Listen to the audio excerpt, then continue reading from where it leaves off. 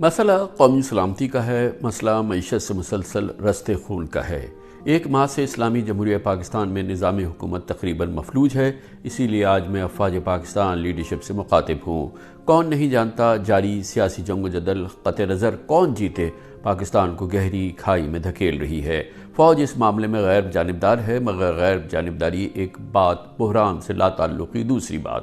سیاسی غیر جانبداری سے ملک کو فائدہ ہے، لیکن اس تباہ کن صورتحال سے لا تعلقی پاکستان کو ناقابل تلافی نقصان پہنچا سکتی ہے۔ ایک جانب وزیر اعظم عمران خان غیر ملکی قوت یا قوتوں کے پاکستان کے معاملات میں مداخلت دھمکیوں کا پینڈورا باکس کھول بیٹھے ہیں۔